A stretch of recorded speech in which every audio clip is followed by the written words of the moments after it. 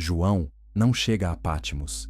Ele já está nela há tempo suficiente para que o sal endureça as sandálias e o vento lhe conheça o rosto. A ilha não tem a delicadeza das paisagens consoladoras. É pedra, vigilância, distância. Roma o empurrou para lá, por causa da palavra de Deus e do testemunho de Jesus. Apocalipse 1, 9. Como se afastar o mensageiro pudesse dissolver a mensagem. O império pensa em linhas retas, remove um corpo, preserva o silêncio. O céu trabalha de outro modo. Muitas vezes, escolhe o lugar do exílio para abrir a cortina. O livro já nos corrige na primeira linha. Não é revelação sobre monstros, nem revelação do medo, nem revelação de calendários secretos. É revelação de Jesus Cristo. Apocalipse 1, 1. O termo grego apocalipsis não fala de esconder, mas de descerrar, levantar o véu, expor o que estava encoberto. Antes de mostrar o fim dos poderes humanos, o texto mostra quem está no centro. Antes de falar do colapso dos reinos, fala do Senhor que continua de pé. O Apocalipse não é um labirinto inventado para confundir santos. É uma luz dada a uma igreja cansada para que ela não entregue o coração à mentira. No dia do Senhor, João ouve uma voz atrás de si, como de trombeta. Apocalipse 1, 10. Não é detalhe pequeno. O som chega antes da imagem. A fé, muitas vezes, caminha assim. Primeiro a voz chama, depois os olhos aprendem a suportar o que ela anuncia. Quando ele se volta, vê 7 candeeiros de ouro, e no meio deles, um semelhante a filho de homem. Apocalipse 1:13, expressão que carrega a memória de Daniel 7:13 a 14, onde o domínio eterno não pertence aos animais do império, mas ao Filho do Homem que recebe o reino das mãos do Ancião de Dias. A João conheceu Jesus nas estradas da Galileia, no rumor das multidões, no pão repartido, no cansaço das tardes. Agora o vê em glória. O Cristo que lhe aparece está vestido até os pés, cingido à altura do peito, com cabelos brancos como lã, olhos como chama de fogo, pés semelhantes ao bronze polido e voz como muitas águas.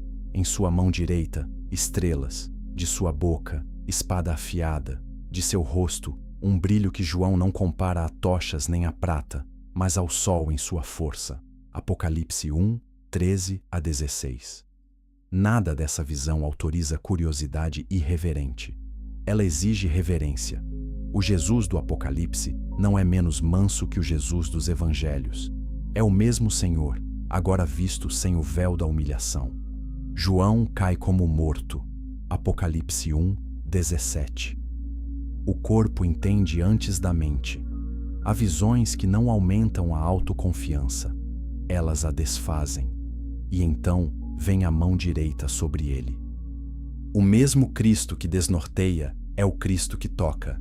O mesmo que fala com voz de oceano diz: não temas, eu sou o primeiro e o último e aquele que vive. Estive morto, mas eis que estou vivo pelos séculos dos séculos e tenho as chaves da morte e do inferno. Apocalipse 1, 17 a 18. A primeira palavra não é um cronograma, é consolo. A primeira interpretação do livro está nessa frase: não temas. O motivo do consolo também está ali. Eu estive morto. A esperança cristã não nasce de abstração, mas da vitória do crucificado. Segure esta cena por um instante. João não recebe o Apocalipse porque conseguiu escapar da pressão do mundo. Ele o recebe dentro dela.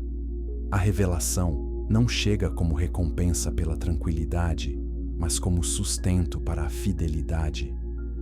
Isso importa porque o livro inteiro nasce nesse registro. Seu alvo não é produzir espectadores eletrizados, e sim discípulos perseverantes. Quando os símbolos vierem, eles não virão para nos arrancar do chão da obediência. Virão para firmar nossos pés nele. O Cristo no meio dos candeeiros explica também onde a igreja é vista de verdade. não é vista primeiro por Roma, nem pelo mercado, nem pelos seus próprios relatórios. É vista por aquele que anda entre os candeeiros. Apocalipse 2, 1. Ele não observa de longe. Ele está no meio. Conhece a luz, o óleo escasso, o pavio quase vencido, as obras feitas sem testemunhas, a fadiga de quem ainda se reúne apesar do medo. O Apocalipse começa com essa imagem para corrigir a imaginação da igreja. Ela talvez se julgue abandonada, mas não está sem visitação. Talvez se julgue esquecida, mas está sob olhos de fogo. João recebe então a ordem de escrever as coisas que viste e as que são, e as que hão de acontecer depois destas. Apocalipse 1, 19. É uma estrutura, mas também uma disciplina. O livro não salta do presente para o fim, como se o presente fosse irrelevante. O Cristo glorificado exige atenção ao agora. A igreja quer entender bestas futuras, mas o Senhor começa examinando a fidelidade de comunidades concretas, em cidades concretas, com tentações concretas. Antes de vermos o mar ferver, ouviremos cartas. Antes de ouvirmos o clamor dos reis escondidos nas cavernas, ouviremos o diagnóstico do coração da igreja, e isso, em si, já é um juízo. Cartas que não poupam. É notável que o Senhor do trono escolha, antes de abrir os céus de maneira ampla, abrir as feridas das igrejas. Éfeso, Esmirna, Pérgamo, Tiatira, Sardes, Filadélfia, Laodiceia. 7 cidades, 7 cartas. E 7 lâmpadas examinadas por quem não se deixa impressionar por reputações religiosas. Cada mensagem tem sua temperatura própria, mas todas carregam a mesma introdução invisível. Eu vejo. Cristo não escuta rumores a respeito da igreja. Ele a conhece. Éfeso recebe elogio e corte. Ali, a perseverança, trabalho, discernimento contra falsos apóstolos. Ali, também há uma perda silenciosa e grave. Abandonaste o teu primeiro amor. Apocalipse 2, 4. Não é um tropeço de superfície. É o tipo de erosão que não derruba o prédio de uma vez, mas retira sua alma quarto por quarto. A igreja continua ativa, correta, ocupada, talvez respeitada. Ainda assim, o Senhor nota que aquilo que primeiro a aquecia foi deixado para trás. O zelo sem amor não deixa de ser zelo imediatamente. Primeiro se torna frio eficiente. Depois, aprende a confundir exatidão com intimidade. O chamado de Éfeso é duro porque é misericordioso. Lembra-te, arrepende-te, volta às primeiras obras. Apocalipse 2, 5. Cristo não pede performance mais intensa, pede retorno do coração. Esmirna não recebe repreensão, mas preparo. Conheço a tua tribulação e a tua pobreza, mas tu és rico. Apocalipse 2, 9. Há frases do céu que desmentem a contabilidade da terra inteira. Aos olhos do comércio, Esmirna é pobre. Aos olhos do Senhor, ela possui riqueza que o confisco não mede. O Cristo não promete a essa igreja um corredor vazio até a segurança. Diz que alguns seriam lançados na prisão. Fala de tribulação de 10 dias e ordena: sê fiel até a morte e dar-te-ei a coroa da vida. Apocalipse 2, 10. A fé aqui não é protegida por ausência de sofrimento. Ela é honrada dentro dele. O Evangelho não adocica a cela. Faz outra coisa. Retira dela a última palavra. Pérgamo vive, onde está o trono de Satanás? Apocalipse 2, 13.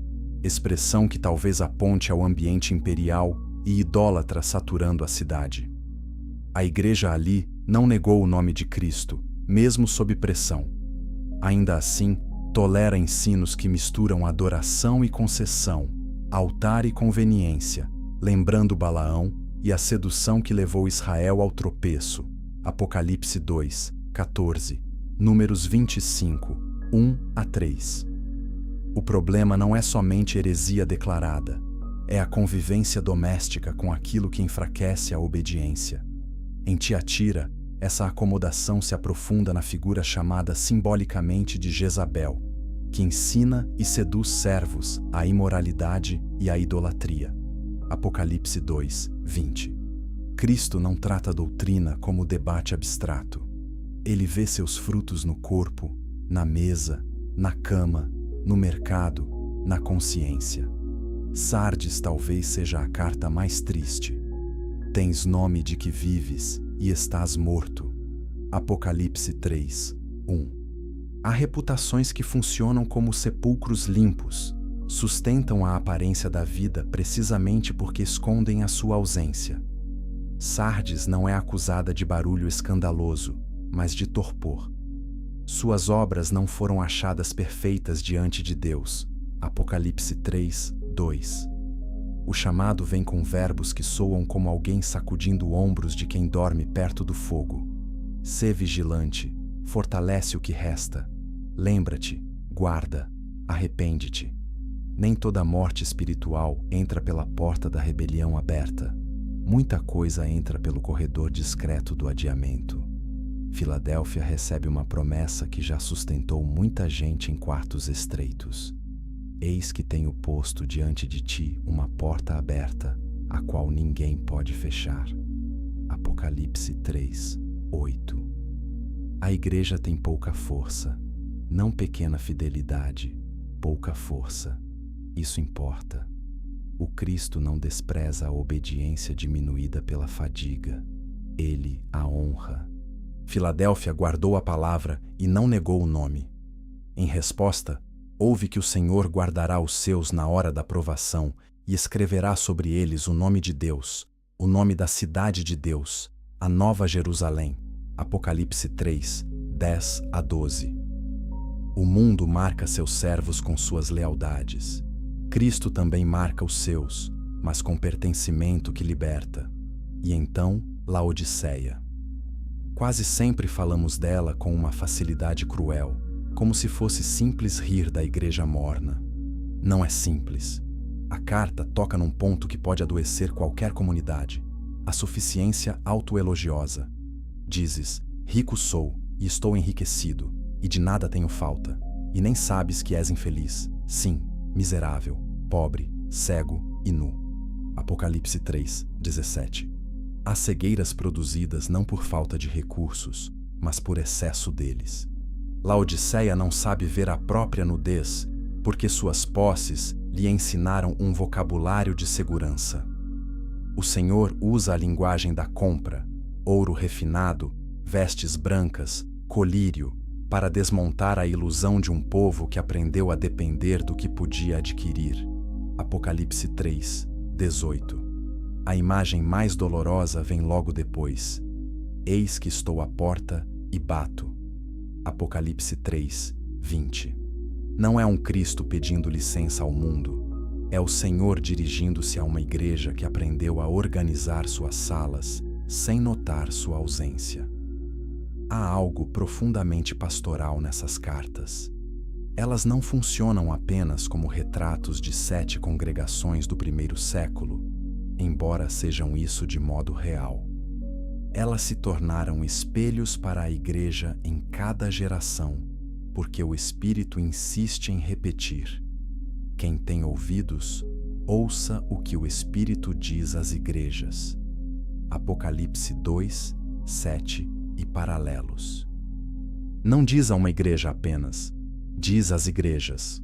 O que fere Éfeso adverte também quem serve muito e ama pouco. O que consola Esmirna alcança quem sustenta a fé sob ameaça. O que denuncia Pérgamo e Tiatira ainda atravessa ambientes religiosos, capazes de chamar acomodação de maturidade. O que expõe Sardes continua ferindo reputações vazias. O que fortalece Filadélfia ainda visita pequenos rebanhos. O que humilha Laodiceia segue sendo remédio contra a autossuficiência elegante. O Apocalipse não nos oferece a comodidade de localizar o problema sempre no outro. Ele mantém a carta aberta em nossa direção. Também chama a atenção que cada carta termine com promessa. comer da árvore da vida. Apocalipse 2, 7. Não sofrer o dano da segunda morte. Apocalipse 2, 11. Receber o maná escondido. Apocalipse 2, 17. Autoridade sobre as nações e a estrela da manhã. Apocalipse 2, 26 a 28. E ser vestido de vestes brancas. Apocalipse 3, 5. Ser coluna no templo de Deus. Apocalipse 3, 12. Assentar-se com Cristo em seu trono. Apocalipse 3, 21. O Senhor não trata a perseverança como mera contenção moral. Ele a atrai com herança. O futuro não é um prêmio lateral dado ao fim da corrida. É parte da força que sustenta os pés no presente. Não passe depressa por isso. Antes de mostrar juízo sobre a terra, Cristo julga a igreja. Antes de denunciar Babilônia, denuncia o coração que pode desejá-la. Antes de expor a besta, expõe as concessões que preparam gente religiosa para se encurvar diante dela. Não há leitura sã do Apocalipse que deixa a igreja triunfante demais no meio do livro. Ela é amada, sim, também é advertida. O mesmo Senhor que promete cear com Laodiceia é o que declara: eu repreendo e disciplino a quantos amo. Apocalipse 3, 19. Quando a última carta termina, não estamos prontos porque entendemos tudo. Estamos prontos porque fomos examinados. Então, uma porta se abre no céu. No centro, um trono. Depois destas coisas, João vê uma porta aberta no céu e ouve a mesma voz, agora chamando-o: sobe para aqui. Apocalipse 4, 1. O movimento é importante. O Apocalipse não abandona a terra. Ele a reposiciona à luz do céu. A partir daqui, muita coisa na história parecerá caótica, brutal, desordenada. Por isso, antes dos selos, das trombetas e das bestas, João precisa ver o trono. Se o leitor perder esse centro, os símbolos todos se transformarão em pânico. Eis armado no céu um trono, e no trono, alguém sentado. Apocalipse 4, 2. João não tenta descrever Deus de modo irreverente. Usa imagens de brilho, jaspe, sardônio, arco-íris semelhante à esmeralda, relâmpagos e vozes. O trono não é uma cadeira entre outras. É o eixo do texto. Ao redor dele, 24 tronos menores com 24 anciãos vestidos de branco e coroados. Apocalipse 4, 4. Diante dele, 7 tochas, que são os 7 Espíritos de Deus, e um mar vítreo, semelhante ao cristal. Apocalipse 4, 5 a 6. Perto dele, 4 seres viventes cheios de olhos, com aparências de leão, novilho, homem e águia, que não cessam de dizer: Santo, Santo, Santo é o Senhor Deus, o Todo-Poderoso, aquele que era, que é e que há de vir. Apocalipse 4, 8. Essa cena não foi dada para satisfazer curiosidade decorativa. Ela responde a uma pressão real. A igreja que ouve o Apocalipse vive sob o espetáculo do poder romano, da arquitetura imperial, das procissões, dos selos oficiais, da economia controlada por lealdades públicas. O céu responde, mostrando outra liturgia. E há trono acima de todos os tronos. Há adoração anterior a todas as propagandas. A santidade que não depende de aprovação humana. Os anciãos lançam suas coroas diante dele e dizem: Tu és digno, Senhor e Deus nosso, de receber a glória, a honra e o poder. Apocalipse 4, 11. O poder humano agarra símbolos para parecer eterno. O céu solta coroas porque sabe que só Deus é eterno. Na mão direita daquele que está sentado no trono, aparece um livro escrito por dentro e por fora, selado com 7 selos. Apocalipse 5, 1. Um anjo forte pergunta em grande voz: Quem é digno de abrir o livro e de lhe desatar os selos? Apocalipse 5, 2. A pergunta percorre céu, terra e abismo. Ninguém se apresenta. Ninguém no céu, nem na terra, nem debaixo da terra, pode abrir o livro ou olhar para ele. Apocalipse 5, 3. João chora muito. Esse choro diz algo sobre o livro. Não estamos diante de um objeto qualquer. O livro representa o desdobramento do propósito de Deus na história, seu juízo santo, a consumação de seu reino, a resposta final à violência humana e ao sofrimento dos santos. Se ninguém pode abri-lo, a história permanece fechada em si mesma, girando sobre os mesmos eixos de sangue, soberba e morte. João chora porque um mundo sem intérprete digno continua entregue à sua própria brutalidade. A revelação, nesse momento, parece prestes a falhar. Então, um dos anciãos lhe diz: "Não chores. Eis que o leão da tribo de Judá, a raiz de Davi, venceu para abrir o livro e os seus 7 selos." Apocalipse 5:5. João escuta leão. Quando olha, vê um cordeiro como tendo sido morto. Apocalipse 5:6. Aqui, o Apocalipse realiza uma de suas viradas mais profundas. A vitória messiânica existe sim, mas seu rosto é sacrificial. O leão vence como cordeiro. O domínio não nasce de predar, mas de se entregar. O Cristo do Apocalipse não conquista o direito de julgar apesar de ter sido morto. Conquista justamente porque foi morto e venceu a morte. Toda leitura do livro precisa ajoelhar aqui. Se alguém tenta entender Apocalipse admirando força bruta, perdeu seu centro logo no capítulo 5. O Cordeiro toma o livro. O céu inteiro se recompõe em adoração. Os seres viventes e os anciãos prostram-se, segurando harpas e taças de ouro cheias de incenso, que são as orações dos santos. Apocalipse 5, 8. O detalhe é precioso. As orações dos santos não evaporam no teto, aparecem no céu como parte da liturgia. Gente fraca na terra participa de um movimento forte no trono. Eles cantam um cântico novo. Digno és de tomar o livro e de abrir-lhe os selos. E porque foste morto, e com o teu sangue compraste para Deus os que procedem de toda tribo, língua, povo e nação. Apocalipse 5, 9. O reino que se abre aqui não é tribal, estreito, provinciano. É vasto o bastante para reunir uma humanidade comprada do mundo inteiro. Depois vem miríades de anjos, e depois toda criatura no céu, na terra, debaixo da terra e no mar, dizendo: Aquele que está sentado no trono e ao Cordeiro, seja o louvor, a honra, a glória e o domínio pelos séculos dos séculos. Apocalipse 5, 13. Repare na gramática da adoração. O trono e o Cordeiro aparecem juntos na doxologia. O Apocalipse não trata Jesus como assistente sagrado do poder divino. Ele o apresenta participando da honra que pertence a Deus. Essa visão sustenta o livro inteiro. As cenas mais sombrias não anulam o capítulo 4 e 5. Elas saem dele. Os selos não caem de mãos demoníacas soltas no universo. Quem os abre é o Cordeiro. Isso não reduz o terror do que vem, mas impede o desespero de concluir que o mal tomou o centro. O Apocalipse não ensina que a história virou um acidente. Ensina que o Cordeiro, ferido e vivo, a conduz ao seu fim verdadeiro. Quando o primeiro selo cede, o som ainda carrega o eco desse cântico.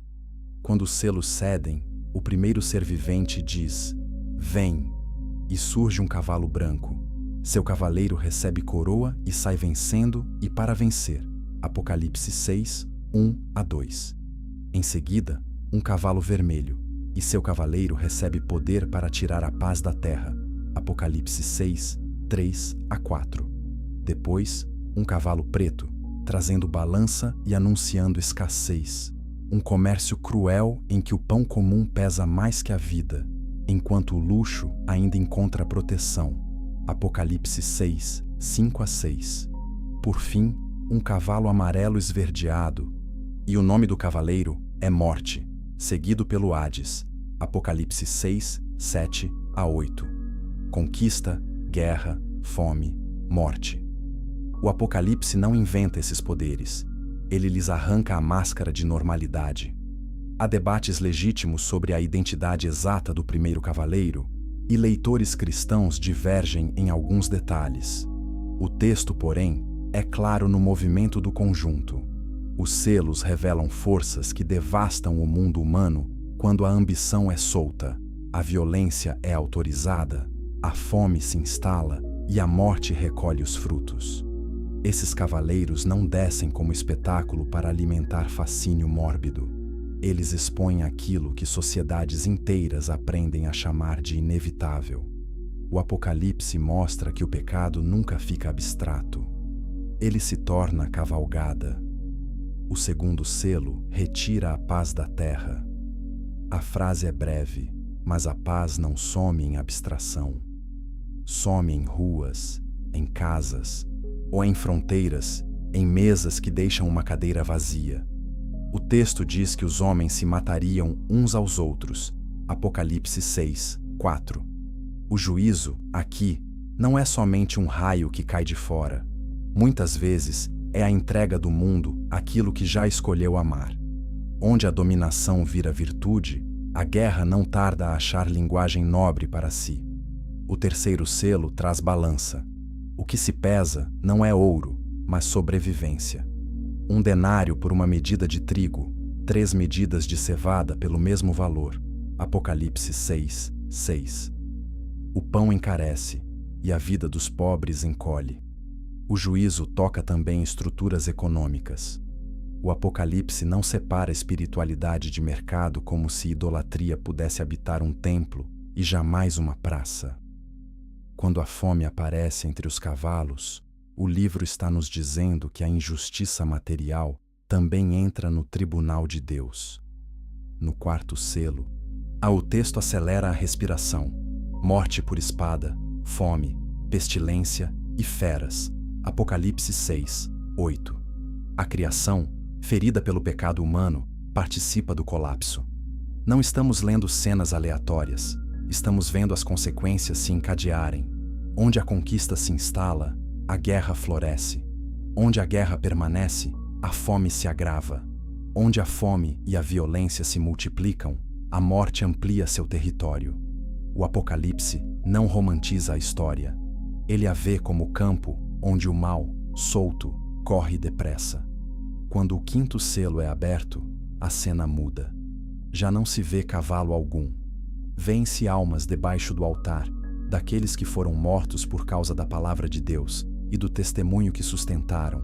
Apocalipse 6, 9.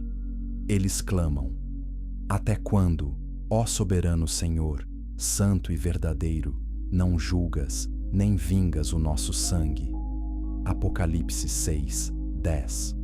O céu registra o clamor dos mártires. Isso importa porque o sofrimento cristão poderia parecer, aos olhos do império, desperdício irrelevante. Não é. Seu sangue tem voz. A pergunta, até quando, não nasce de incredulidade, mas de confiança ferida que sabe a quem dirigir sua queixa. Eles recebem vestes brancas e ouvem que esperem ainda um pouco, até se completar o número de seus conservos e irmãos que também seriam mortos. Apocalipse 6, 11. Não é uma resposta confortável, mas é uma resposta. Deus não nega o clamor, incorpora-o ao seu tempo. O mal não será deixado sem acerto, mas o relógio do céu não se move pela ansiedade dos perseguidores, nem pela pressa dos perseguidos. Entre o clamor e o juízo, há espera. E a espera, para os santos, também é uma forma de testemunho. O sexto selo rompe a estabilidade do cosmos. Grande terremoto. Sol negro como saco de crina. Lua como sangue. Estrelas caindo. Céu recolhido como pergaminho. Montes e ilhas movidos de seus lugares. Apocalipse 6, 12 a 14. A linguagem é intensa e saturada de ecos proféticos, lembrando imagens de Isaías, Joel e outros profetas quando falam do dia do Senhor. O ponto não é nos convidar a brincar com catástrofes, é mostrar que a ordem que os homens julgavam sólida não pode sustentar-se diante da revelação plena da santidade de Deus. Então, vem uma das inversões mais severas do livro.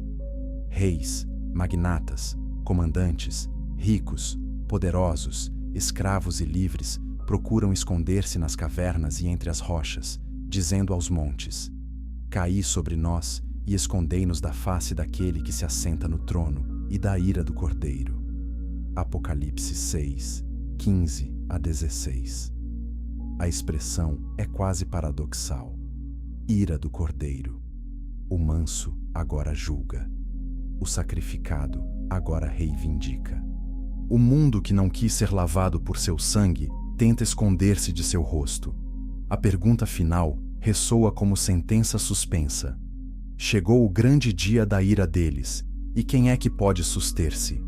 Apocalipse 6, 17. Essa pergunta abre um espaço de respiração. O Apocalipse sabe fazer isso. Depois de apertar o peito do leitor, ele recusa deixá-lo sem orientação. Quem pode suster-se? Não o mais forte, não o mais rico, não o mais armado, não o mais visível.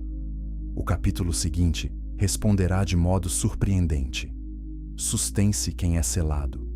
Permanece em pé quem pertence. Antes do próximo golpe, o céu mostra a marca da misericórdia. Antes do próximo vento, João vê 4 anjos de pé nos 4 cantos da terra, retendo os 4 ventos, para que nenhum sopre sobre terra, mar ou árvore. Apocalipse 7, 1. O juízo está pronto a avançar, mas não avança ainda. Essa pausa tem valor teológico. O Deus do Apocalipse não distribui juízo como quem perdeu o domínio de si. Seu agir é deliberado. O mesmo livro que acelera cavaleiros e trombetas também sabe ordenar aos ventos que esperem. Outro anjo sobe do nascente do sol com o selo do Deus vivo e clama que não danifiquem a terra, até que os servos de Deus sejam selados em suas frontes. Apocalipse 7, 2 a 3. Aqui, a testa aparece como lugar de pertencimento. Mais adiante, a besta tentará marcar os seus. Antes disso, Deus marca os dele. O Apocalipse insiste que nenhum ser humano vive sem liturgia e sem senhorio. Todo mundo é moldado por um nome. A questão nunca é se alguém será marcado, mas por quem. João ouve o número dos selados: 144.000, de todas as tribos dos filhos de Israel. Apocalipse 7, 4. O texto lista 12 tribos, 12.000 de cada uma. Ao redor desse número, leitores cristãos ofereceram interpretações distintas. Alguns o entendem de modo mais literal. Outros veem nele a plenitude simbólica do povo de Deus em arranjo sacerdotal e militar santo. O próprio movimento do capítulo convida a atenção, porque João primeiro ouve um número e depois vê outra cena. Uma grande multidão que ninguém podia enumerar, de todas as nações, tribos, povos e línguas. Apocalipse 7, 9. Em Apocalipse, ouvir e ver às vezes se respondem de modo surpreendente, como aconteceu com o leão visto como cordeiro. A multidão está diante do trono e do cordeiro, vestida de branco, com palmas nas mãos, clamando: ao nosso Deus, que se assenta no trono, e ao cordeiro pertence a salvação. Apocalipse 7, 10. Não há nacionalismo de redenção aqui. O mesmo Cristo que andou entre 7 igrejas da Ásia compra gente de toda língua e nação. A esperança final não dissolve a diversidade humana, mas a reúne em adoração comum. A linguagem do império unifica pela força. O reino de Deus reúne pela redenção. Quando um dos anciãos pergunta a João: quem são esses de vestes brancas? A resposta vem: são estes os que vêm da grande tribulação. Lavaram suas vestiduras e as alvejaram no sangue do Cordeiro.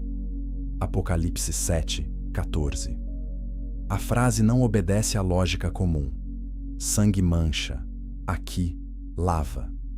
É assim porque não se trata de sangue alheio derramado por violência, mas do sangue do Cordeiro entregue para purificar. Os santos não aparecem de branco porque se mantiveram intactos num mundo sujo.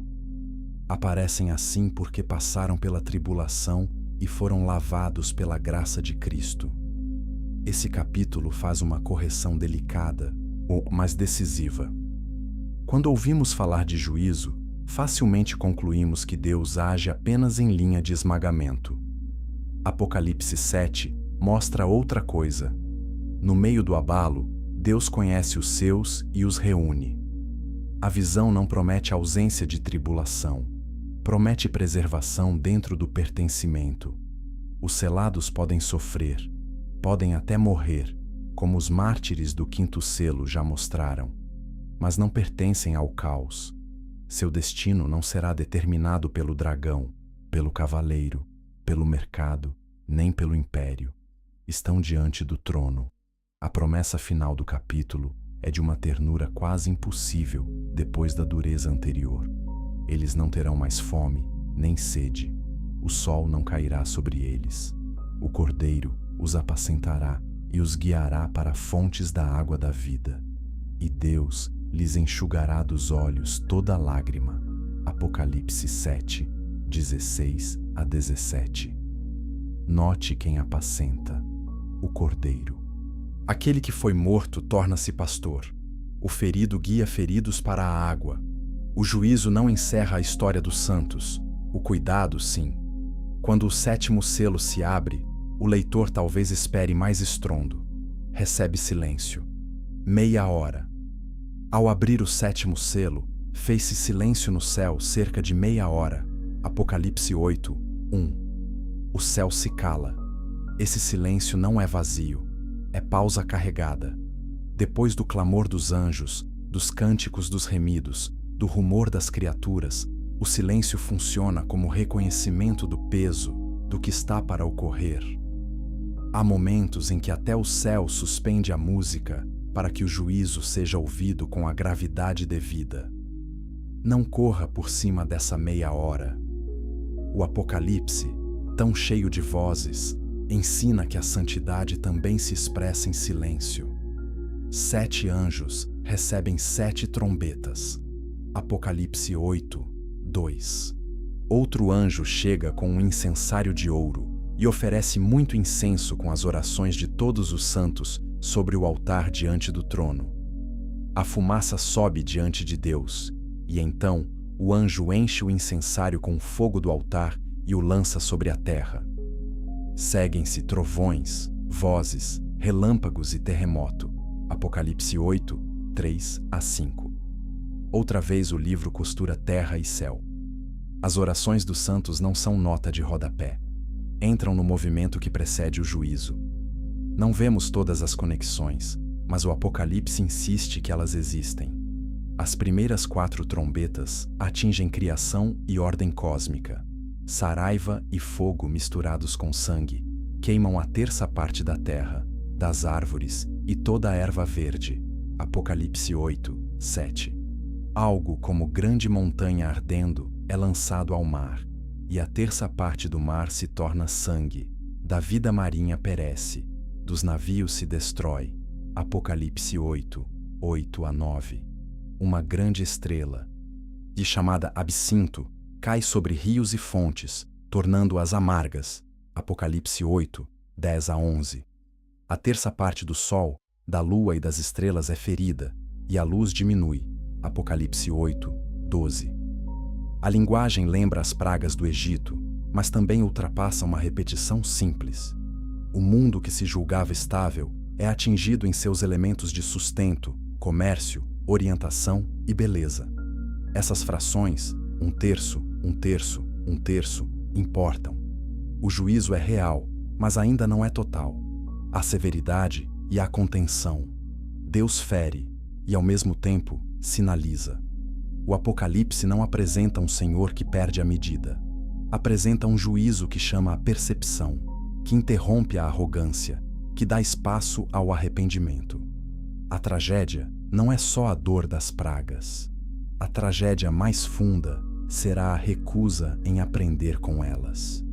Então, uma águia voa pelo meio do céu e clama: ai, ai, ai dos que moram na terra, e por causa das restantes vozes da trombeta.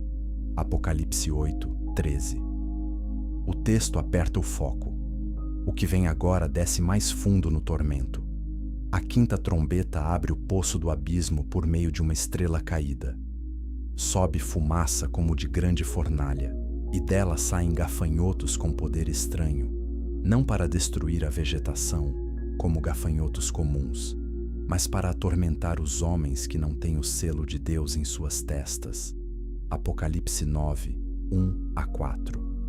João descreve essas criaturas com imagens de guerra, animais e rostos humanos. Sua descrição perturba porque a cena pretende perturbar. Não estamos diante de zoologia profética. Estamos diante de linguagem apocalíptica que comunica invasão, degradação e terror. O juízo alcança a mente, o imaginário, o interior do homem. Há sofrimentos que não matam logo, atormentam primeiro. Na sexta trombeta, e 4 anjos presos junto ao grande rio Eufrates são soltos para matar a terça parte dos homens. Apocalipse 9, 14 a 15. João fala de um exército imenso e de cavalos cujas figuras combinam fogo, fumaça, enxofre, cabeças de leão e caudas como serpentes. Apocalipse 9, 16 a 19. Mais uma vez, o livro usa um registro de visão simbólica, denso e estranho, para transmitir devastação militar e espiritual. O Eufrates, fronteira histórica de ameaças para Israel, carrega a memória de invasão. O que vinha de lá era temor. Agora, o medo é transfigurado em linguagem apocalíptica. Mas a nota mais terrível não é a descrição do exército. É o versículo seguinte: os outros homens, aqueles que não foram mortos por esses flagelos, não se arrependeram das obras das suas mãos. Apocalipse 9, 20. Continuaram adorando demônios e ídolos, e não se arrependeram dos seus homicídios, nem das suas feitiçarias, nem da sua prostituição, nem dos seus furtos. Apocalipse 9, 20 a 21. O Apocalipse nos obriga a encarar essa verdade difícil. O sofrimento por si só não converte ninguém. A dor pode quebrar orgulho, mas também pode endurecê-lo. O problema do mundo não é somente ignorância, é rebelião amada. Sem graça, o homem ferido continua agarrado ao altar falso. No meio desse cenário, João vê outro anjo forte, envolto em nuvem, com arco-íris sobre a cabeça, rosto como sol e pés como colunas de fogo. Apocalipse 10, 1. Ele põe um pé sobre o mar e outro sobre a terra, indicando abrangência. Na mão, um livrinho aberto. Quando ele clama, 7 trovões fazem ouvir as suas próprias vozes, mas João é proibido de escrever o que disseram. Apocalipse 10, 3 a 4. Nem tudo é revelado. O livro que revela também limita. Isso é um remédio contra a arrogância interpretativa. Há coisas que Deus dá a conhecer, há coisas que retém. Discípulos fiéis aprendem ambas as disciplinas: falar o que foi dito e calar onde o céu não autorizou comentário. João recebe ordem de tomar o livrinho e comê-lo. Na boca, ele é doce como mel. No ventre, amargo. Apocalipse 10, 9 a 10. A palavra profética tem esse duplo sabor.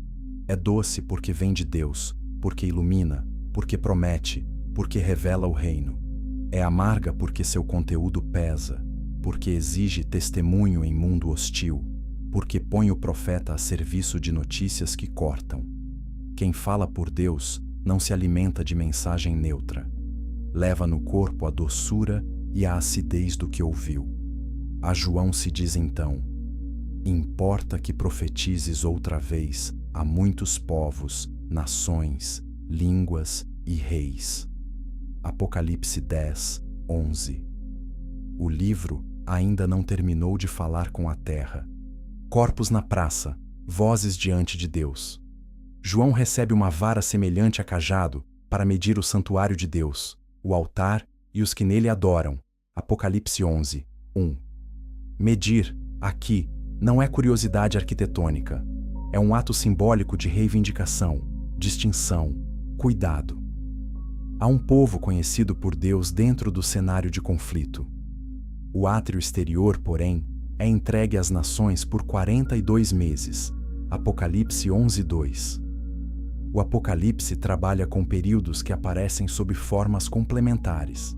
42 meses, 1260 dias, um tempo, tempos e metade de um tempo.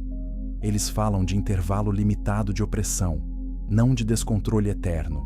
Então, surgem as duas testemunhas. Apocalipse 11, 3. Vestidas de pano de saco, profetizam por 1260 dias, e são chamadas de as duas oliveiras e os dois candeeiros, que se acham em pé diante do Senhor da terra. Apocalipse 11, 4. Imagem que ecoa Zacarias 4, onde o Espírito sustenta o testemunho. O poder associado a elas lembra Moisés e Elias. Fogo, fechamento do céu para não chover, águas transformadas em sangue, pragas. Apocalipse 11, 5 a 6. Confira 1 Reis 17, 1, Êxodo 7, 20. O texto não exige que transformemos essa cena em curiosidade forense. Seu centro está nisto. Deus conserva testemunho profético suficiente no meio da terra. Quando completam seu testemunho, a besta que sobe do abismo lhes faz guerra, vence-as e mata-as. Apocalipse 11, 7. Seus corpos ficam expostos na praça da grande cidade, chamada simbolicamente Sodoma e Egito, onde também o seu Senhor foi crucificado. Apocalipse 11, 8. A mistura dos nomes é deliberada. Sodoma carrega a memória da corrupção, Egito, da opressão, o Jerusalém, da rejeição ao Messias. A cidade rebelde pode vestir muitos nomes ao mesmo tempo. O mundo comemora a morte das testemunhas. Povos contemplam seus corpos, moradores da terra se alegram e trocam presentes, porque aqueles profetas os atormentavam. Apocalipse 11, 9 a 10. Há sempre festa quando a verdade parece finalmente silenciada. Mas o Apocalipse não aprende a ler a praça pública a partir de seus aplausos. Após 3 dias e meio, entra nelas o espírito de vida vindo de Deus, e elas se levantam. Apocalipse 11, 11. O medo cai sobre os que as veem. Uma grande voz do céu lhes diz: subi para aqui, e elas sobem numa nuvem diante dos inimigos. Apocalipse 11, 12. A cena não é mero espelho da ressurreição de Cristo, mas participa de sua lógica. O testemunho pode ser abatido, exposto, insultado, declarado encerrado. Não fica no chão. Há um abalo. A 10ª parte da cidade cai, 7.000 morrem, e os restantes ficam aterrorizados e dão glória ao Deus do céu. Apocalipse 11, 13. O texto não detalha a profundidade dessa resposta, e o leitor cuidadoso não precisa fingir que sabe mais do que o versículo diz. Basta notar: o juízo prossegue, e o testemunho de Deus não foi inútil. Então soa a 7ª trombeta. Vozes no céu proclamam: o reino do mundo se tornou de nosso Senhor e do seu Cristo, e ele reinará pelos séculos dos séculos. Apocalipse 11, 15. Os 24 anciãos prostram-se e adoram, dando graças ao Senhor Deus Todo-Poderoso, porque assumiste o teu grande poder e passaste a reinar. Apocalipse 11, 17. As nações se enfureceram. Veio, porém, a tua ira, o tempo de julgar os mortos e de recompensar teus servos. Apocalipse 11, 18. O Apocalipse enxerga com precisão essa simultaneidade. A fúria das nações e o reinado de Deus não competem em pé de igualdade. Uma é ruído em rebelião, o outro é domínio legítimo. O santuário de Deus no céu se abre, e a arca da aliança é vista no seu templo. acompanhada de relâmpagos, vozes, trovões, terremoto e grande saraiva. Apocalipse 11, 19. A arca, símbolo da aliança, aparece não como nostalgia de um passado perdido, mas como sinal de que Deus não esqueceu suas promessas. Em meio ao tumulto apocalíptico, o texto nos leva de volta ao coração da fidelidade divina. O que vem em seguida abre a parte invisível da guerra. Até aqui, vimos juízos, testemunho, perseguição. Agora veremos o pano de fundo. A mulher e o antigo acusador. Aparece no céu um grande sinal. Uma mulher vestida do sol, e com a lua debaixo dos pés e uma coroa de 12 estrelas na cabeça. Apocalipse 12, 1. Está grávida e grita com as dores do parto. Apocalipse 12, 2. Aparece também outro sinal. Um grande dragão vermelho com 7 cabeças, 10 chifres e 7 diademas, arrastando com a cauda a terça parte das estrelas e arremessando-as para a terra. Apocalipse 12, 3 a 4. Ele se coloca diante da mulher para devorar o filho logo que nasça. A mulher tem sido entendida, de modo amplo, como figura do povo de Deus em sua continuidade histórica, Israel em sua vocação messiânica e o povo da aliança em sua dimensão mais abrangente. O filho varão, porém, o próprio texto identifica por sua missão. Ele há de reger todas as nações com cetro de ferro, ecoando o Salmo 2, Apocalipse 12, 5, Salmos 2, 9. Estamos diante do Messias. O dragão deseja impedir a promessa em sua origem.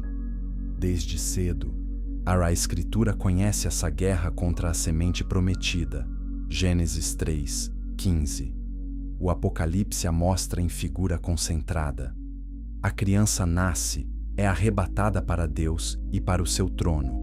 A mulher foge para o deserto, onde tem lugar preparado por Deus para ser sustentada por 1260 dias. Apocalipse 12, 5 a 6. João comprime em poucas linhas o percurso do Messias, seu nascimento, sua vitória e sua entronização, e desloca o foco para a comunidade que continua na história, sustentada no deserto. O deserto, na Bíblia, não é apenas abandono. É lugar de prova e cuidado, de ameaça e provisão, de serpentes e maná. A igreja não recebe promessa de palácio durante o conflito, recebe preservação no deserto. Segue-se guerra no céu. Miguel e seus anjos pelejam contra o dragão. O dragão e seus anjos lutam, mas não prevalecem. E não há mais lugar para eles no céu. Apocalipse 12, 7 a 8. O texto identifica o dragão com clareza.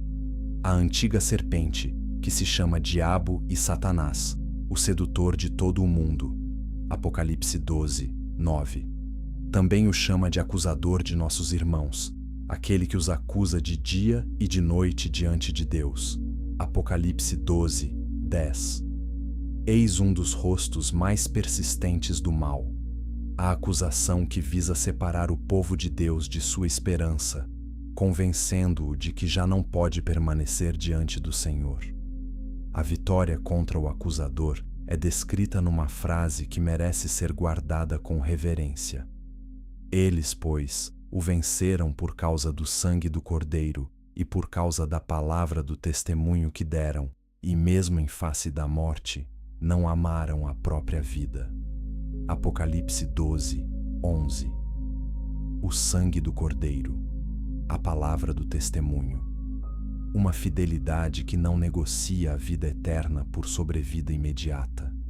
A batalha espiritual, aqui, não é espetáculo esotérico.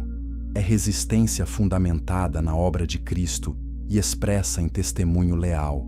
Há alegria no céu e ai para a terra e para o mar, porque o diabo desceu até vós, cheio de grande cólera, sabendo que pouco tempo lhe resta. Apocalipse 12, 12. O mal, quando percebe o encurtamento de seu prazo, intensifica sua fúria. É por isso que o livro pode parecer tão denso em violência e engano. O dragão age com pressa de condenado. Perseguida, a mulher recebe as duas asas da grande águia para voar ao deserto, ao lugar onde é sustentada. Apocalipse 12, 14. O dragão lança água como rio para fazê-la arrastar, mas a terra ajuda a mulher, abrindo a boca e engolindo o rio. Apocalipse 12, 15 a 16. A criação, que tantas vezes participa do juízo, aqui também serve à proteção. Deus não prometeu uma igreja sem perseguição, e prometeu uma igreja que o dragão não poderá apagar. Irritado, o dragão vai fazer guerra ao restante da sua descendência, os que guardam os mandamentos de Deus e têm o testemunho de Jesus. Apocalipse 12, 17. Essa definição é simples e custosa. Guardar mandamentos, conservar testemunho. Não há romantismo, há fidelidade concreta. O capítulo 12 nos impede de ler o sofrimento da igreja como mero acidente político. Existe uma hostilidade mais funda. Por trás do império, do culto, da sedução, da propaganda e do medo, há um acusador que odeia a semente do cordeiro. Mas note o equilíbrio do texto. O dragão é violento, sedutor, ativo, não é soberano. Persegue porque foi lançado. Corre porque seu tempo é curto. Faz guerra porque perdeu o céu. A igreja sofre debaixo de sua ira, mas nunca fora da vista do trono. Da praia do mar, o dragão prepara sua próxima estratégia. Se não consegue destruir o povo de Deus diretamente, tentará catequizar o mundo inteiro em sua adoração.